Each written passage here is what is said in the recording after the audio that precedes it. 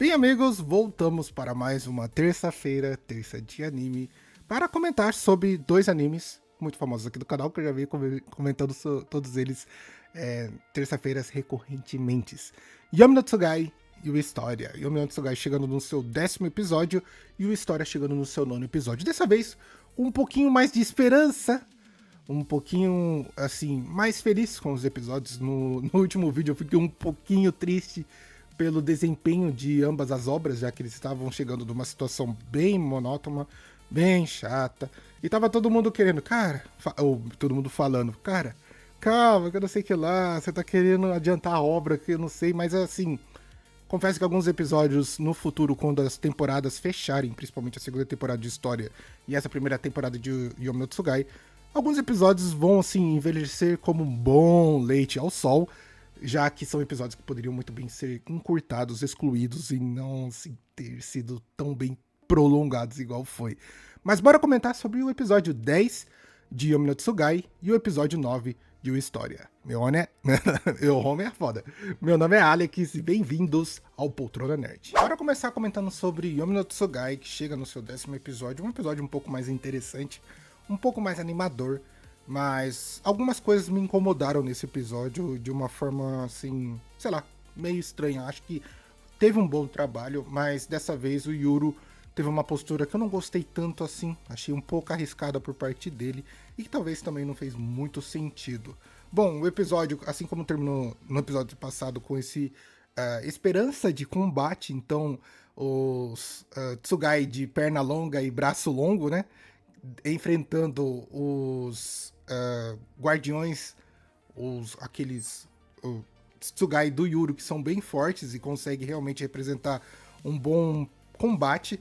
Confesso que eu esperava um pouquinho mais por parte deles. Descobrimos também que esses dois Tsugai de perna longa e braço longo poderiam muito bem ser tão poderosos quanto eles eram desafiadores. Eu acho que esse tipo de informação foi dada justamente para que a gente entendesse melhor o quão concentrado seria esse combate.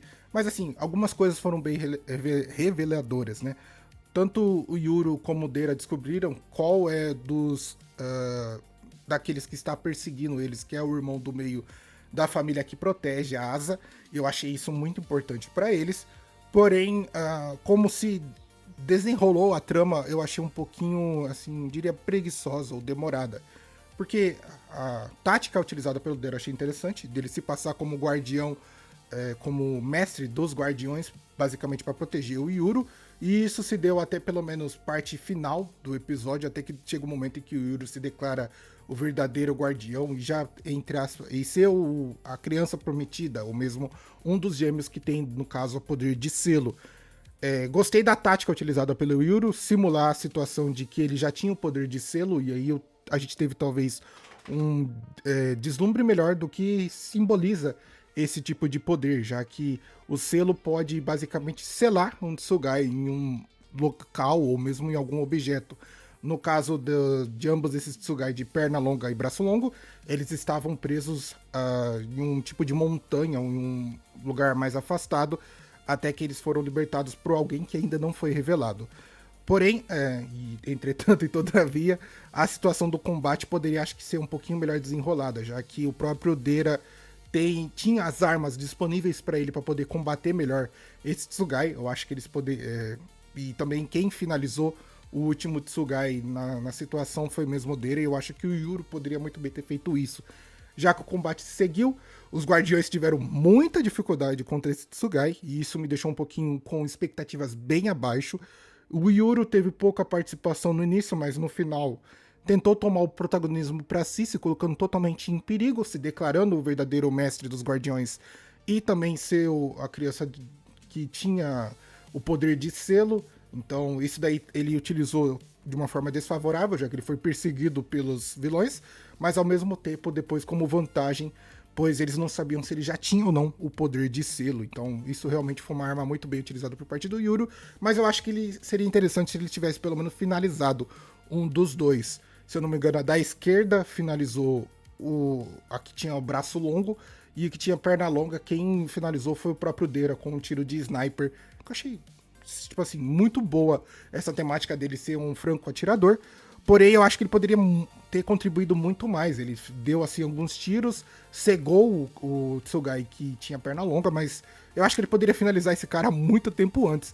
E isso foi meio que demonstrado no final desse episódio, já que ele meio que dá um tiro de misericórdia e acaba cortando a cabeça. Eu acho que... Eu não lembro muito bem o que eles fazem com as peças que os Tsugai se tornaram, já que assim que eles são vencidos, eles voltam a ser algum tipo de monumento. Eu não sei se aquilo pode ser destruído e o Tsugai realmente deixar de existir, ou se eles podem simplesmente... eu sei, aquele objeto acaba sendo um objeto deles de selamento. Ou talvez seja apenas um tipo de monumento que sobra após um Tsugai ser derrotado ou morto nesse sentido. Então, não me lembro muito bem o que acontece. Eu acho que, na verdade, o episódio acaba assim que eles conseguem entender toda a situação. Eles entendem e têm o conhecimento que o irmão do meio da família que protege a Asa estava vigiando eles, estava realmente ciente de toda essa situação. Então, já meio que é direcionado um tipo de inimigo contra eles. Mas eu acredito que a própria família em si, ou vai ser talvez esse tipo de briga entre famílias. Mas eu acho que foi um episódio interessante. Foi um episódio que volta talvez, dá pra gente aquela sensação de ser um bom anime, mas eu acredito que o Yuru poderia realmente ter finalizado um dos Tsugai pra justamente demonstrar ser um grande protagonista. Eu sei que algumas situações e confrontos nesse sentido são importantes pro Yuru para ele entender melhor como que vai ser daqui pra frente, quando ele tiver que enfrentar outros Tsugai, mas em algumas situações eu acho que ele, por ser um protagonista que sempre age por instinto e ao mesmo tempo com bons planos, nesse caso o planejamento dele eu acho que não foi tão bem feito assim, e ficou parecendo que ele estava mais desesperado do que realmente planejando alguma coisa e fazendo algo bem executado. Mas, se for analisar o episódio como um todo, eu gostei, achei interessante. E eu estou curioso para saber qual vai ser o desenrolar daqui para frente, porque dessa vez não tivemos nenhum tipo de gancho pro próximo episódio. Então não sei o que vai vir no episódio 11 de Yomi no Tsugai, mas estou bem esperançoso para tudo isso. Bora comentar um pouco agora sobre o episódio 9 da segunda temporada de História, um episódio que teve seu desenrolar um pouco mais interessante.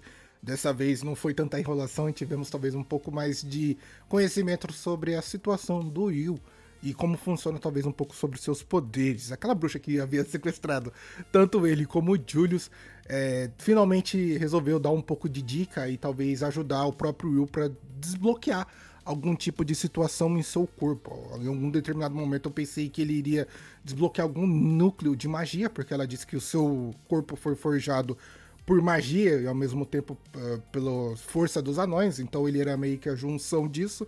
Então, em determinado momento eu pensei que ela ia meio que desbloquear algum núcleo e o Will poderia talvez soltar a sua magia. Mas foi de uma forma um pouco diferente, já que ela revelou pro Will que ele pode meio que armazenar mesmo a magia que ele acaba utilizando, que ele acaba entrando em contato, e não só momentaneamente, mas verdadeiramente armazenar para utilizar ela de uma forma mais natural, sendo basicamente dele próprio.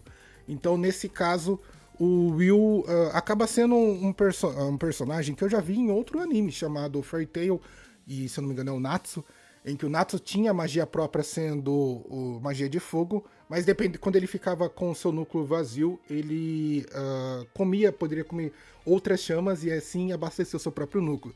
Eu acho que o Will acaba funcionando um pouco como isso. Tudo bem que eles tentam demonstrar que sua principal magia são suas emoções ou coisa parecida, então não sei como isso pode funcionar daqui pra frente, mas o que eu entendi desse episódio foi basicamente o Will tendo a possibilidade de, assim, pelo menos no final, aparentemente ele vai conseguir utilizar a magia de gelo, já que ele teve uma situação de reviver memórias do passado, quando ele era criança, um tipo de trauma que talvez tenha sido bloqueado por parte dele justamente por ser algo tão terrível, sendo assim caracterizado ou vindo praticamente de uma das suas cicatrizes, em que ele tem uma situação quando criança, junto com a Eupharia, protegendo ela de um perigo gigantesco, em que o Will se coloca na frente de um projétil que a própria Eupharia utiliza contra o monstro, e aí esse tipo de contato com essa magia faz com que ele abasteça o seu núcleo e possa realmente utilizar essa magia. Então,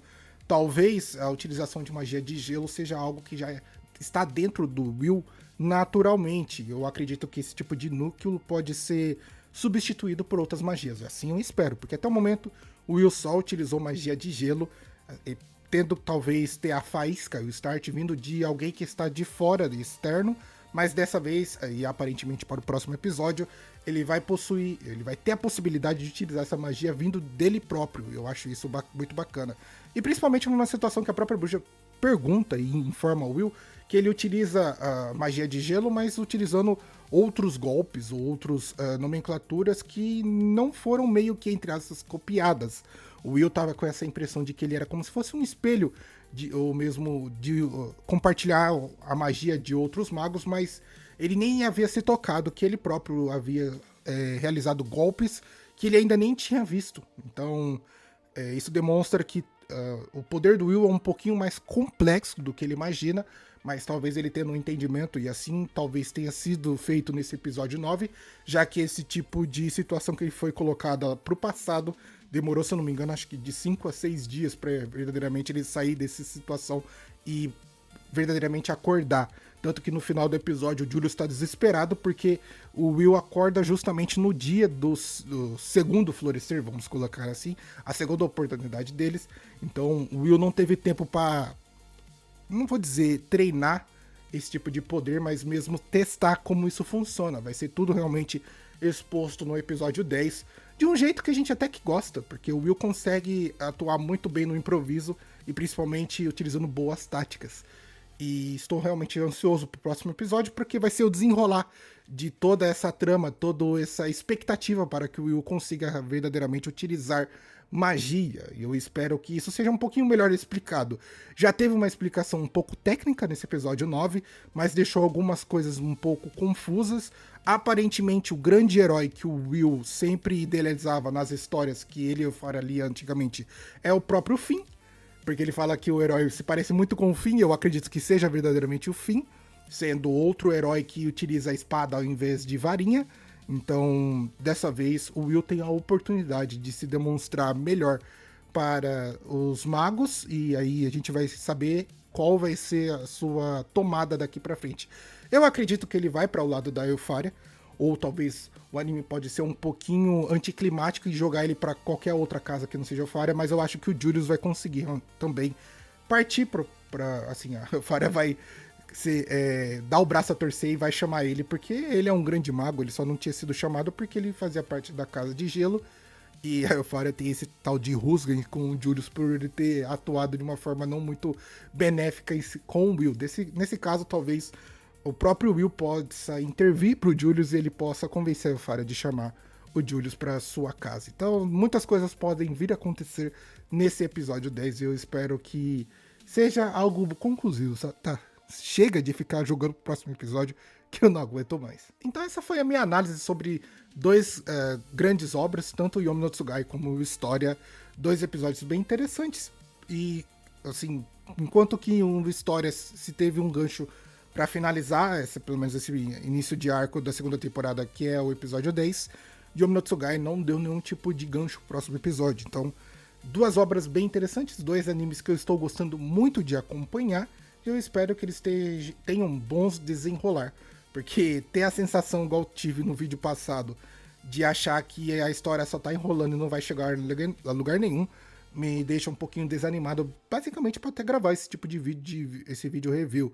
Mas quando o episódio é um pouquinho empolgante, quando o episódio demonstra ser algo interessante, a gente fica mais empolgado, mais feliz e espera que as coisas realmente caminhem muito bem.